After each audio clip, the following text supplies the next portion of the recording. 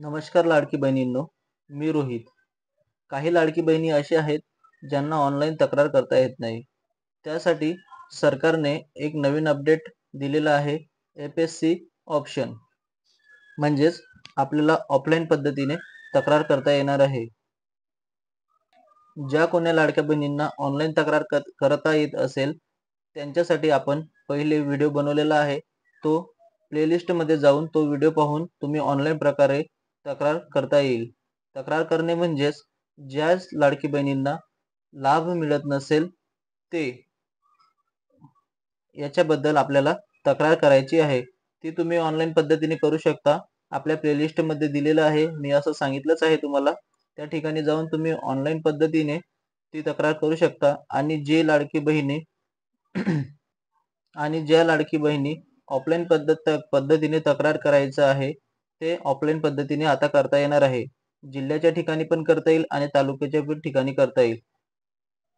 जूनचा हप्ता बंद झालेला आहे. का बंद झाला आहे ते आपण थोडक्यात समजून घेऊया. सुरुवातीला निवडणूक झाल्यानंतर सरकारने प्रथम अट टाकली होती की महाराष्ट्राचा रहिवासी असायला पाहिजे. नंतर 4 चाकी वाहन नसायला पाहिजे. त्यानंतर वर्षाचं उत्पन्न कमी असायला पाहिजे. आणि आता रेशन कार्डमध्ये फक्त 2च लाडकी बहिणींना लाभ घेता येईल असे सरकारने सांगितले आहे. हे आता 1 किंवा 2 दिवसात नाही सांगितलं त्यांनी. जेव्हापासून निवडणूक झाली होती तेव्हापासूनच त्यांनी स्पष्ट केलं होतं, पण त्यांनी अंमलबजावणी केली नव्हती. म्हणजेच त्यांनी हा नियम सुरू केला नव्हता. पण हळूहळू त्यांनी हा नियम सुरू केलेला आहे. त्यामध्ये काही आपल्या लाडक्या बहिणी अपात्र ठरल्या. म्हणजेच एकाच कुटुंबामधील 3 किंवा 4 कुटुंब न म्हणता एकाच रेशन कार्डमधील 3 किंवा 4 लाडक्या बहिणींना याचा लाभ घेता येणार नाही आहे. आता लाडकी बहीण विचार करत असेल त्यांनी मग सगळ्यांचं का बंद केलेलं आहे लाभ घेणं रेशन कार्डमधील. तर प्रॉब्लेम अशी आहे की त्यांना माहीत नाही की कोणाचं चालू ठेवायचं आहे आणि कोणाचं बंद करायचं आहे. त्यासाठी त्यांनी सगळ्याच स्त्रियांचा म्हणजेच सगळ्याच लाडक्या बहिणीचा लाभ बंद केलेला आहे.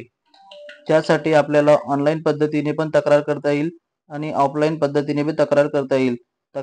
ऑफलाईन पद्धतीने तक्रार करण्यासाठी तालुका आणि जिल्हा या ठिकाणी त्यांनी तक्रार करण्यासाठी केंद्र निवडलेले आहे.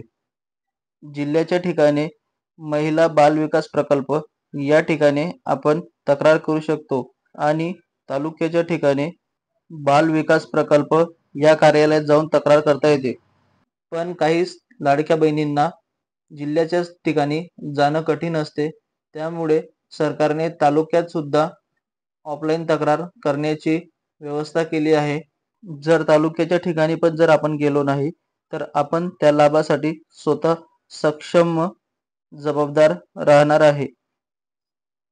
म्हणूनच सांगतो लाडकी बहिणींनो की तुम्ही तक्रार नोंदवा. तक्रार नोंदवल्यानंतर तुमच्या तक्रारीबद्दल दखल घेण्यात येईल. तेव्हाच तुम्हाला जून पासून जो हप्ता थकीत होता तो हप्ता पण मिळेल आणि व्यवस्थित हप्ता यायला सुरुवात होईल. अशाच नवनवीन व्हिडिओसाठी अपडेटसाठी चॅनलला लाईक करा, सबस्क्राईब करा. धन्यवाद लाडकी बहिणींनो.